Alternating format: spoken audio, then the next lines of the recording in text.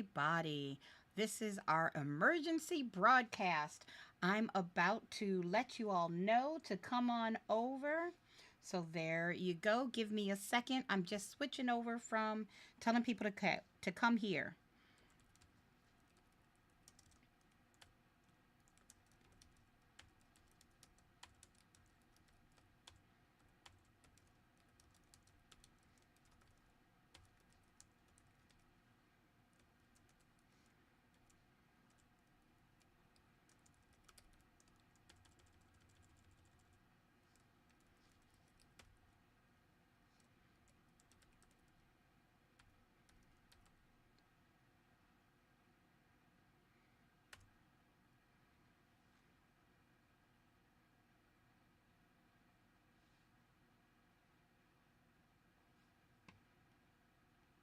Hello, Soledad. I think that's, or Sol Romaro. I think that's Soledad. No, Soledad is so different. Give me a second. I'm coming. I'm just having people come over. That is what I am doing. Having y'all come over. Yay. I just want to see. Okay, there we go. Can you hear me? Can you all hear me? Give me a thumbs up. Can we go? Are we good? Yay. Oh, hello. Hello. And you know what, guys? Let's do this. Boom. I'm going to make it so we can write black. And we're going to make it here. And then we're going to go here. And then we're going to go here. And I'm going to say hello. Hello, hello, hello. The volume's a little low. Let me see. I don't know if because I'm doing this last minute, I can try to move this volume up. Let's see if that works. All right, hello. There's a little bit of a delay, but that's okay. Sorry about what went on the other page. I got nothing. I didn't hear back from Prep Agent, so we're doing this as an emergency. St. Patty's Day to you too. Let's go green, a greenish. There we go. In honor of St. Patty's Day. Today is math. And because today is math, you all tell me what type of math you want me to go over. What type of math do you want me to go over? Oh, by the way, just so you all know, there is no Prep Agent webinar Thursday and Friday. Stu had a family emergency, and so he won't be available Thursday and Friday. You all are welcome to still catch me this Friday at 2. Let's say 3. You want to say 3 or 2?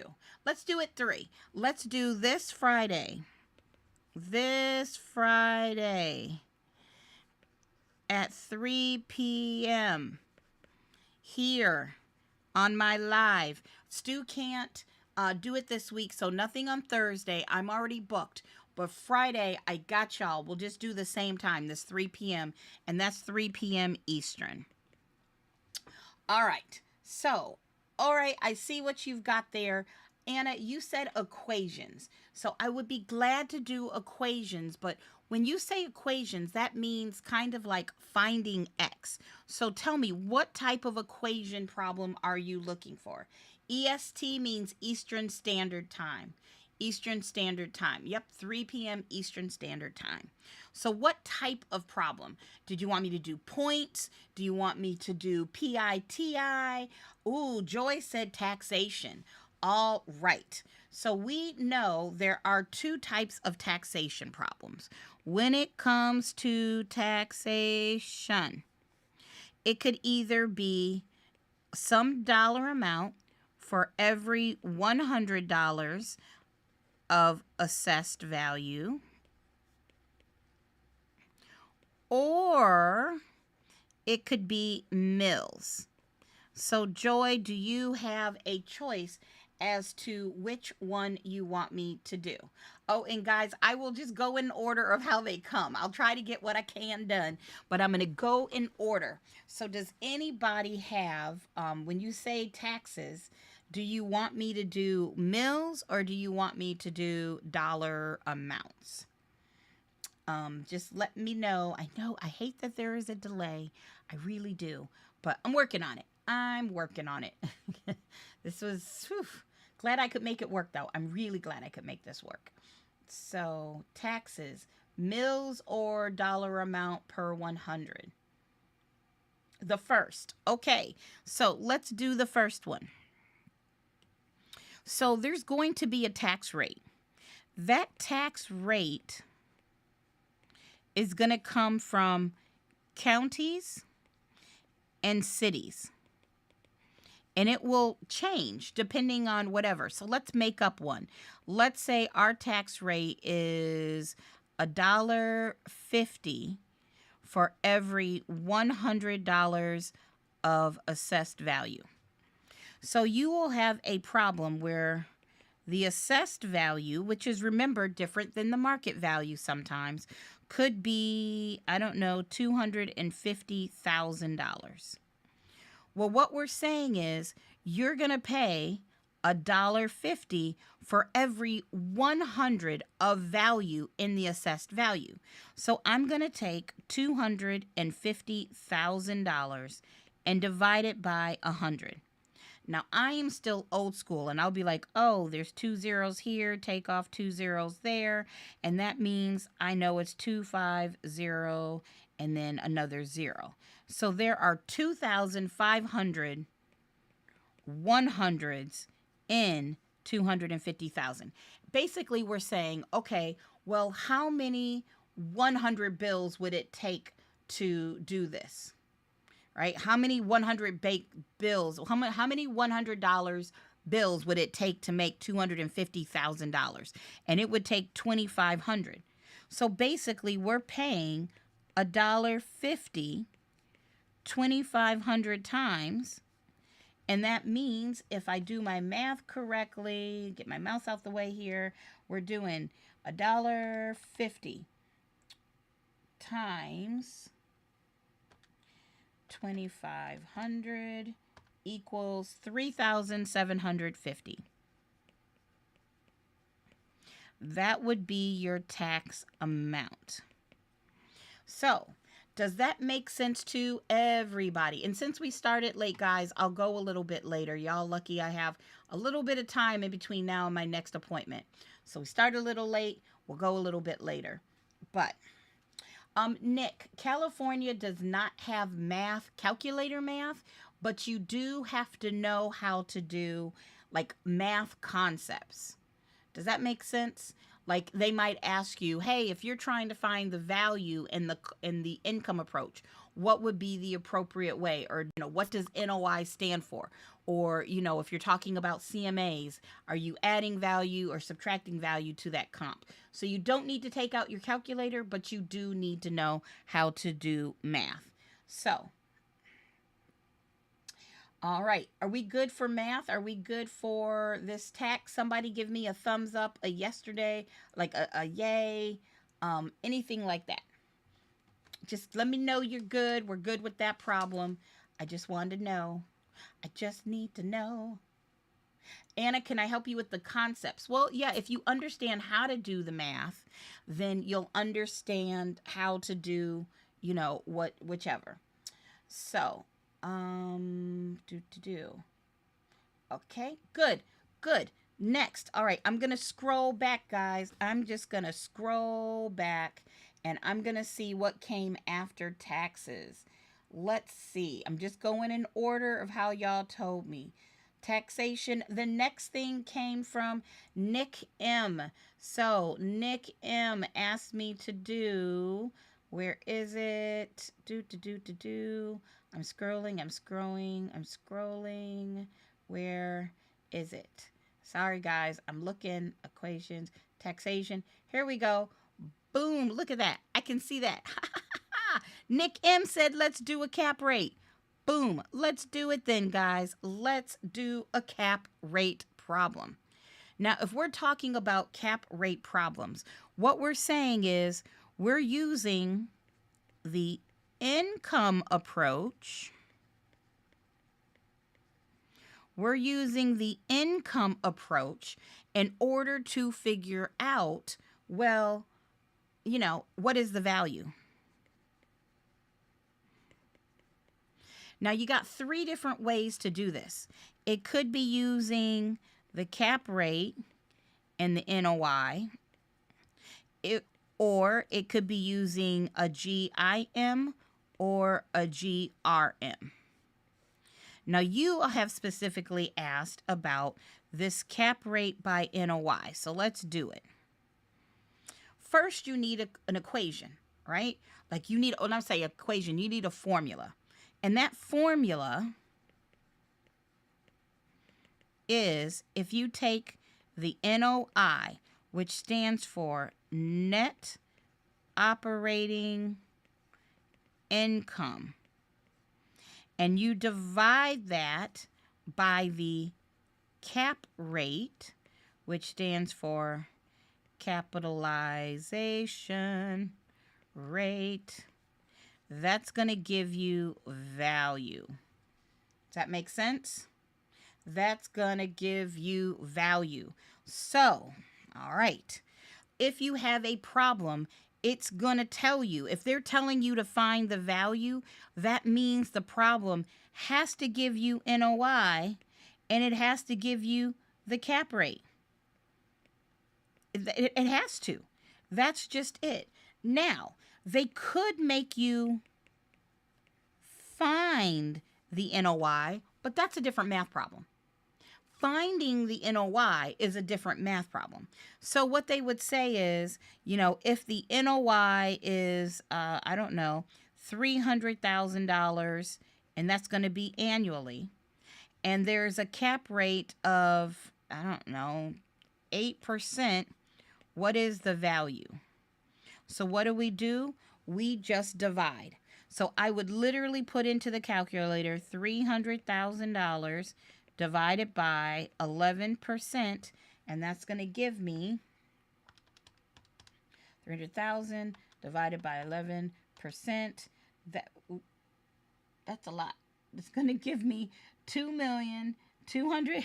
This is a weird number, but $2,727,272.72.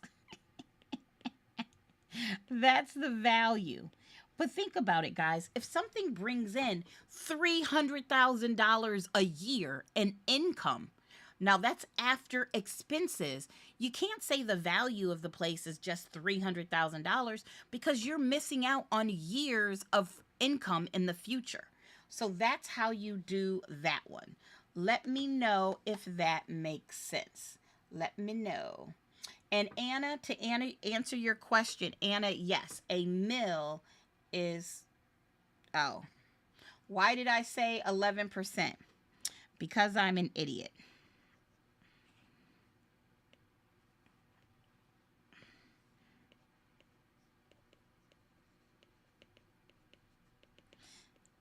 Because I'm crazy. That's it. I don't know why I said 11%. Who knows where I got 11% from? I got nothing. People. So let's try that again. $300,000 divided by 8%, equals, let's try that again. So $300,000 divided by 8% equals $3,750 in value. Now, did you all notice, guys? Did you notice that when it was 11%, it was actually like 2,200,000, what was it? 2,000,000. It was 272727.7. When it was a higher cap rate, it was a lower value. Sure, that's why I did it. I totally did that on purpose, guys. Hey, Angela. Totally did that on purpose to be able to show you. That was so on purpose. I'm just that good. I did that on purpose. Sure, we're going to go with that. So sorry. Don't scare you. Sorry, LP. I'm so sorry, boo. That was just my mind. That was just my mind. I got a lot going on between the moving and the writing and the classes and just the okay, I'm gonna blame it on the packing. My brain is just fried. But that is why. Now, if you're wondering why that is true, I mean, I know we talked about this in another webinar, and I think I can pull this up for you. Give me a second. Here. A cap rate, right? A cap rate is talking about the fact, you know, how much it's going to cost to buy. It's going to cost to buy $1 of NOI. So I'm not going to go into this in detail right now. You all can take a screenshot of this or email me and say, hey, Candace, can you send that to me? You know, whatever. But that's why. It's something to remember, and that is a great test question. When the cap rate goes up, when the cap rate goes up, then value goes down. So there you go. All right, let me go to my next question that somebody asked for. Cap rate. Now, David, you said gross percentage. So, David, you were the very next person. You said gross percentage. Gross percentage of what? Gross percentage of what? Tell me what that means. Like a gross. Thank you for me. Thank you for what I do. You are so very welcome. Y'all know I love doing this with y'all. You know it. That's why I hate that y'all had to move, but I love helping y'all. I love helping you all. And I especially love when I get to answer your specific questions. So yay.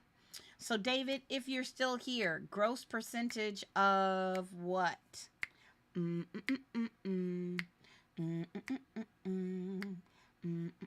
Now, Tyler, while I'm waiting for David to answer, you said you're studying for the Tennessee real estate exam. What should you focus on and the best way to study? My love, that is a huge question. But I would tell you, go ahead and pull, and I'm going to do this in a different color. Look up, you're going to Google Tennessee real estate candidate handbook, and that will tell you what to study. How to study just depends on you. All right, GRM GIM. Okay, I got you. Your GRM GIM. That's what he said, guys. So I'm just going to put this here. He said he was looking for the GRM and the GIM. Look, I can move it there. And so, yes. So let's go backwards for a second. Remember, I said when you're trying to find value. Oh, that's taxation. Boop, boop. We're trying to find value. Here it is. Here it is. This is the other thing. Let's use blue. I said you could use, here we go. You could use the GIM or the GRM. This is the other way to find value in the income approach. Now here, I'm going to give you all a little asterisk. It is not exactly the same in every state. So I'm going to show you what it means. Right? It's basically a watered down version. It's less complicated than using the NOI in the cap rate. So GRM stands for gross rent multiplier. So what do? Like this gross rent multiplier is going to be a number. So you're going to take the gross rents and you multiply by the multiplier number, and that gives you value. So where you get some some places, and I've looked this up, different states, different textbooks, different things. This gross rent can either be annual or it could be just a monthly amount of rent. It doesn't matter, but I'm going to go with annual. So let's say it went with annual. If it says that, oh, annually, so this would be like, you would usually use this to like a 1 to 4 units. Let's say you got a duplex. You have a duplex that rents for $1,200 each side, which means in a month, you would make $2,400. So I would take the $2,400, multiply it by 12 to get annual income. So I feel like I should be able to do that in my head, but I can't. So 2,400 times 12 equals $28,800. That's your annual income. If I did that right. Did I do that right? 2,400 times 12. Yep, 28,800. So I would take the 28,800 and multiply it by that GRM number. So I'm going to make it up. This time, let's do 9. Wait. Oh my gosh, Jen. What? Jen, that is amazing. You know, I don't know if this works. Can you hear this? Good job. Good job. G-O-O-D-J-O-B. Good job. I don't know if you could hear that, but if you could, I'm going to give you the... My money don't jiggle, it folds. I like to see you wiggle, for sure. I love it so much, Jen. I am so happy to be part of your passing. Happy to be part of your passing. Dum, brum, brum. Another one passed the test. Hey, brum, brum, brum. Another one passed the test. It's another one passed, another one done, another one passed the test. Hey! Yes. Woo! Oh, you popped in to tell me that you passed? Oh, Shirley, so what? Good job. G-O-O-D-J-O-B. Good job. Hey! My money don't jiggle, it folds. I like to see you wiggle, for sure. And now you got both should have been walking out like... The champ is here! I love that for you. Sorry, guys, if you've never seen this before, we celebrate the wins around here. So we got 2 winners. We love it. And Soledad, I cannot wait to play those songs for you and sing along. We love this for you. Love it, girl. Love it, ladies. Great job. Awesome job. Woot, woot. Ah, that's what I'm talking about. Breaking up the math to have a little joy. Yes. All right, let's go back to this. So let's use that 11. I chose this. This time I'm using 11. I'm using it. So I would say the gross rent multiplier would be the 28,800 times, and it's just 11. It's not a percentage. It's just 11. So then the value becomes 316,800. That would be the value. Whew. The 5-hour course saved you? Oh, Jen, you have no idea how much I love that. Like that 5-hour course, I did not expect it to be so helpful to students, but now that I know it is, I love that. I mean, and it's not me explaining everything, but it's going over all that vocab. So, that makes my little heart happy. I get warm fuzzies. Gets me the warm fuzzies. I like it. Yay! So, all right, back to the math. Does this make sense? I'm hoping so. That's what I want.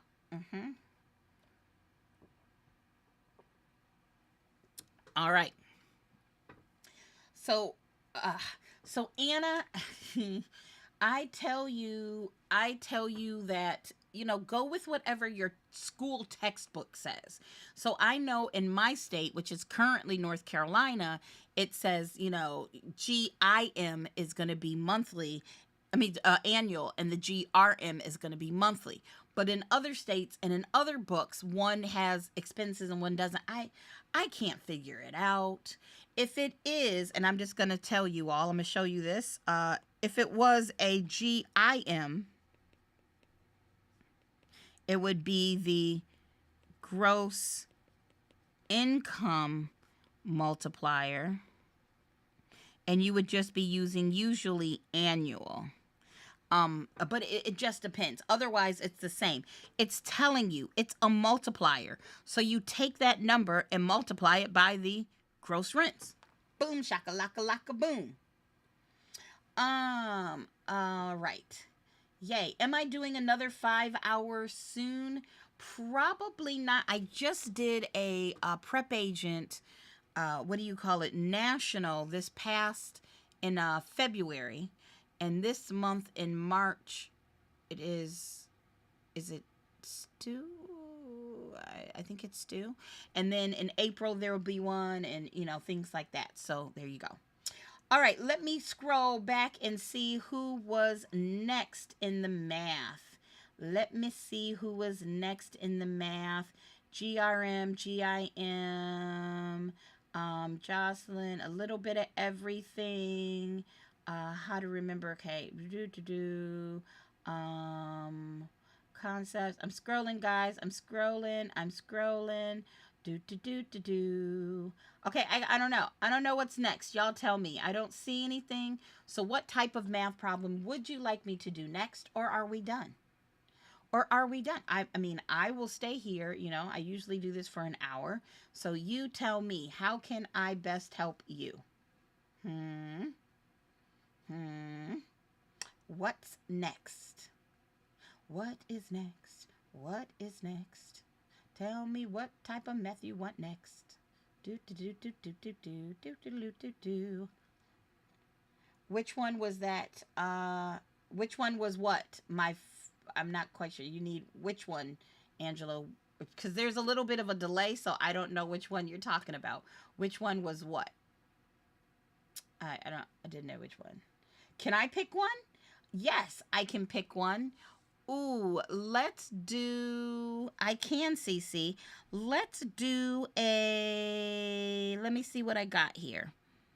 Boom, boom, boom, boom, boom, boom, boom, boom, boom, boom. Let's do a commission problem. What about number 4? Let's do number 4, right? We're doing number 4. Cool.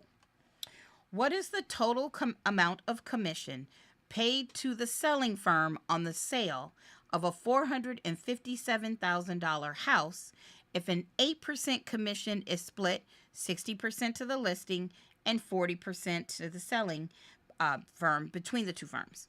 So we know that there is a sales price of $457,000. And I know there's an 8%, and that's going to give me total commission. And so I'm going to do that. That is 457 times 8%. And that's going to give me a total of $36,560. But remember, you don't get that. That's got to be split. That $36.50 has got to go some to the listing firm and some to the selling firm, which is usually the buyer's firm. And it said it was 60% to the listing firm and 40% to the selling firm. And this question is specifically asking us about the selling firm. What was the total amount of commission paid to the selling firm? So I need this side. So I'm going to take that $36,560 and multiply it by 40%. And that's going to give me $14,624. That would be our final answer. Okay, points. And can I give you an example of the amortization table? Yes, I can do both of those. I can do that. The 5 hours? Oh, the 5 hours, Angela, is on my website. You'll see it. It'll just say the 5 hour plus review. And you can email me and I will send you a link for that. All right, let's go to points. Let's go to points. And actually, I probably have a points problem in here. Sorry, guys. I know it makes you sick. It's like, it drives my eyes crazy, too. So we got to find points. Let's see. Oh, I found it. Hey, we're right here on points. Let's do number 4. Again, a bank is charging Meredith 2.75%. That would be our annual interest with 3 down discount points on a loan of $175,000. How much will it, being the points, cost Meredith? Well, what we know is that 1 point is going to cost 1% of the loan amount. So 1 point, if 1%, then 3 points is equal to 3% of the loan amount. And if our loan amount is $175,500, we need to multiply by 3%, and that's going to give me 175 times 3%. That's going to be $5,250. That would be the cost of discount points. How does that feel for discount points? How does that feel for discount points? 52.50. Good job, Nick.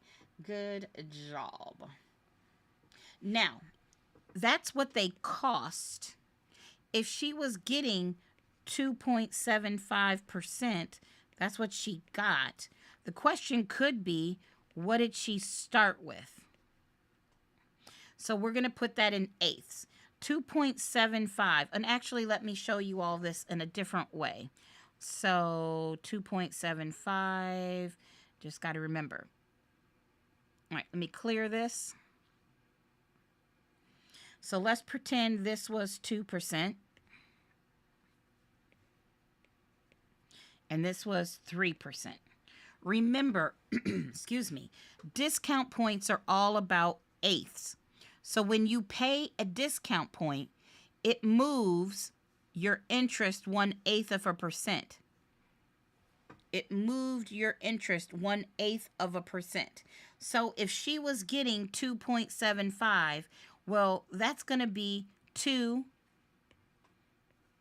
3/4%, right? It's 2.75, which is 2 6/8. So if she ended here, she paid 3 points. When she paid 1 point, 2 point, and really, this will be 3 1/8%. So she started here. That's where she started. And because she paid 3 points, she ended here. So 3 1/8 is 1.25. So she started at 3.125%. That's where she started. She paid 1 point to get to 3%. She paid another point to get to 2 7/8%. And she paid one more point to get to 2 6/8, which is 2.75. Does that kind of make sense? The question didn't ask us that, but I want to show you what points do. They move an interest rate. So, are we good on points? Give me a thumbs up, a yes, a no, a oh my God, I hate you. Give me something. Let me know.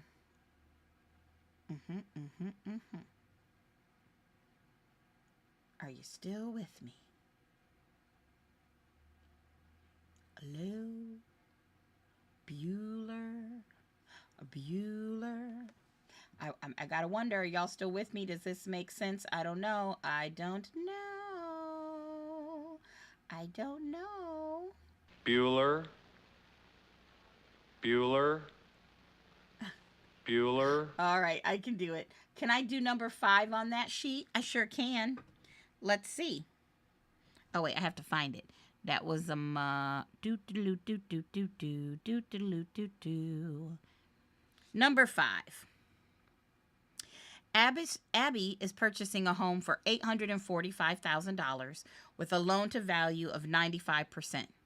Her lender charges 1.5 loan origination fee and 2 discount points. What will Abby pay to the lender for loan origination? All right.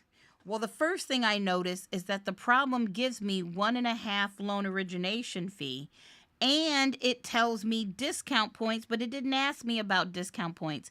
It's only asking me about loan origination. Don't fall for the okie doke. Only do the 1.5% loan origination fee. So if I know the house is $845,000 and there's an LTV of 95%, she's borrowing 95% of $845,000. So $845,000 times 95% is going to give us $802,750. $802,750. Yay! That's our loan amount. And once again, we know 1 point equals 1%. So 1.5 points equals 1.5%. And yes, one time I put 0.5 and one time I used a fraction because they're the same thing, guys. So I'm going to find 1.5% of $845,000, and that would be, oh, wait, no. What did I do wrong there? Not 845. 845 was our value. I want the loan amount. I had to catch myself there. So I'm going to do it times 802,750. And I promise you, if I had kept doing that wrong, it would have given me that answer on the test. You got to make sure that you use the right numbers. So it's 1.5% of 802,750, the loan amount. Points are always based off the loan amount. So 802,750 times 1.5% is $12,041.25. Final answer, cost of origination fee. Boom. All right.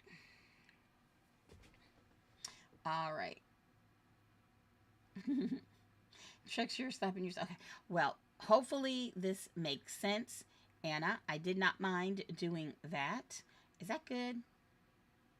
Is that good? Give me a thumbs up that we're good on those points, and then I'll move to the amortization table. Then I shall move on to the amortization table. Amortization table. Amortization.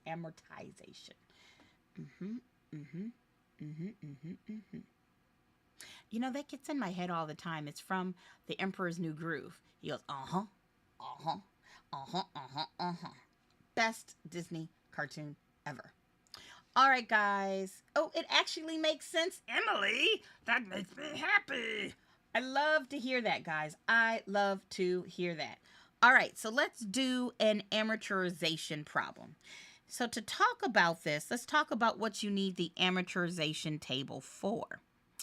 The reason you have an amortization table, wait, boop, there we go.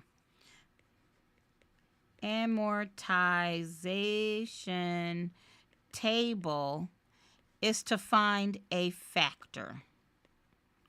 And a factor is a rate of principal and interest payments. It's your monthly loan payment. So you need an amortization table to find the factor, and you need the factor to find your rate of P&I, because your rate of P&I is going to give you your monthly loan payment amount. How? Because if you take that factor and you multiply it by the number of thousands borrowed, you get a P&I payment. So what do I mean? Let's say the problem tells you that it's going to be a loan for $300,000 at 4.5% for 30 years. So we need to know the factor. Well, where do we find the factor? We find it in an amortization chart. Now, I happen to have an amortization chart, but on the test, they will give it to you. So let me go to my amortization chart. Boom, here we go. Let me clear it. And we said it was for 30 years. For 4.5%, did I say 4.5%? I said 4.5%. Notice up here is the rate, and then this is over here, the number of years. So I'm going to meet it right here and right here. So what we want is this number right here. We want 5.06685. That's our factor. 5.06685. 5.06685. Okay, let's make sure if I get this right. Well, guys, remember, this is the factor, 5.06685. We're saying we're going to pay $5 and basically 6 or 7 cents for every 1,000 borrowed. Well, if it's a $300,000 loan, I'm going to say $300,000 divided by 1,000 gives me 300. There are 300 thousands in 300,000. So I'm going to do 5.06685 times 300. 5.06685 times 300. My monthly loan payment is going to be $1,520.05. That's my monthly PI payment. And this is how they do car payments. This is how they do house payments. Anytime you borrow money to buy a boat, this is how they figure it out. So there you go. How's that feel? Let me know. Does this help?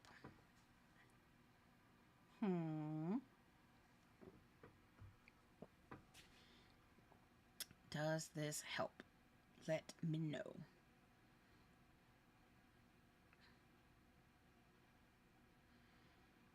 I know. I think you all are good. Nice. Good. All right. Anything else? I don't want to put too much math on you during a thingamabobber, but anything else I can go over. And you know what, guys? It could be anything. If you have a math question, great. If it's not math related, I'll take it too. We're throwing this together today. We're just pulling it together the best we can. So what you got for me? Finally, yes. Oh, Trix, I love that. That is awesome, Trix. Yeah, and Emily, yay. Hercules. Sometimes it just calls for Hercules.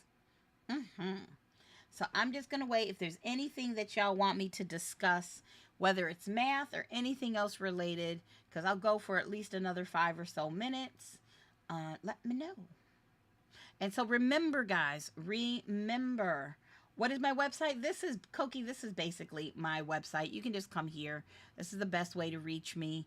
Send me a message or send me an email.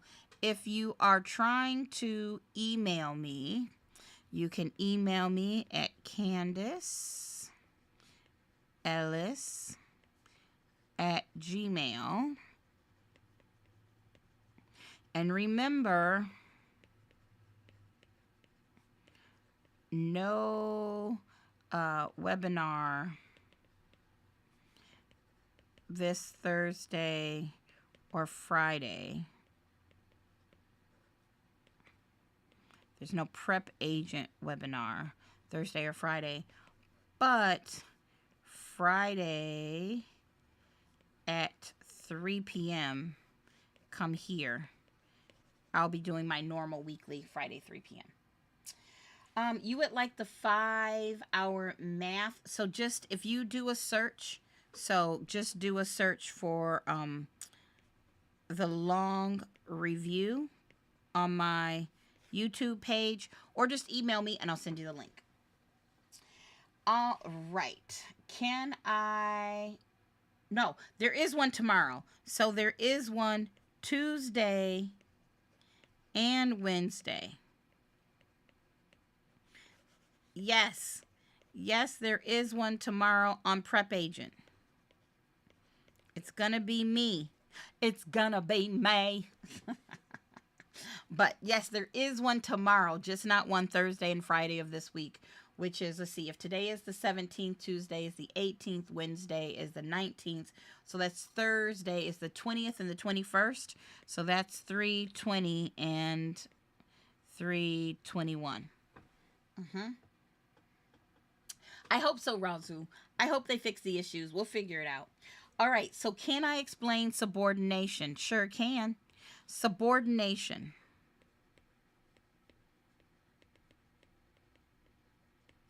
Okay.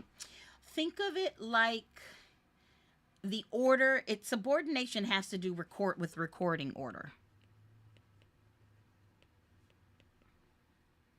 So let's forget about taxes. Let's say this is March of 24 or January of 24. This is February of 2024. This is, March of 24. This is April of 24. I know it's actually 25, guys. And it's 5 of 24. And this is 6/24. And this is 7/24. Right? This is a timeline. Let's say that there is a mortgage here. Right? And then let's say that there is a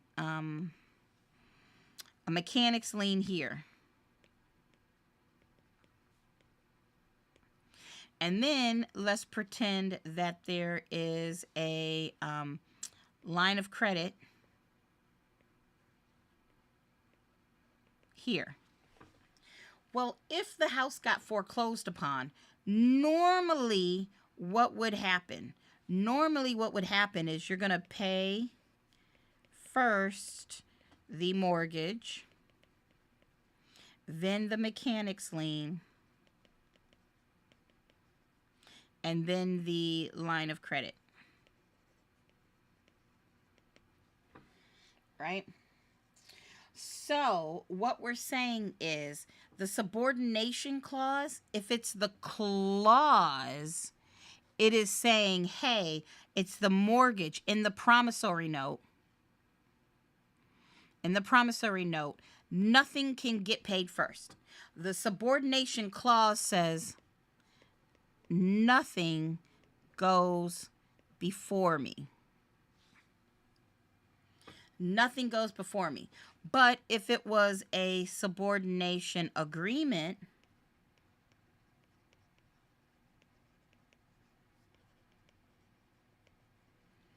it might be that the line of credit is going to get paid first. So if the line of credit comes first, then the mortgage had to agree. The mortgage lender had to agree. So there you go. Yep, and that's what I was gonna say. I do have a YouTube video on Fannie and Freddie Mac. Yep, you can take a look at that. Fannie and Freddie, Fannie Mae and Freddie Mac. There's a video on there. And then for the clauses, I don't know if there's like an exhaustive list of clauses. I have some of them. Where would I have that? I have some clauses.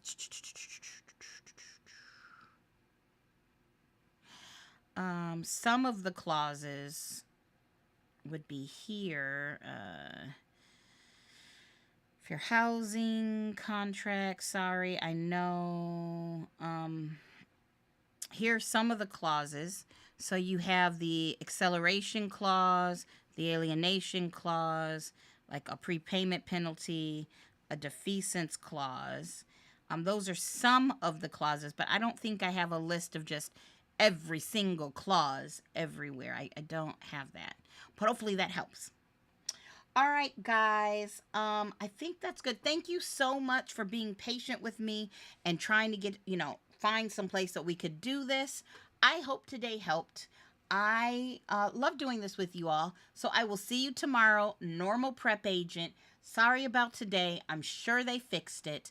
But this is why we love Prep Agent, because you get these live webinars. So I will see you tomorrow, 3 p.m.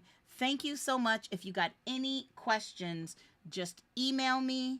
And I guess that's it. Bye, everybody. Have a great Monday, and I'll see you tomorrow. Same bat time, but this time a different bat channel. So, see you then. Bye.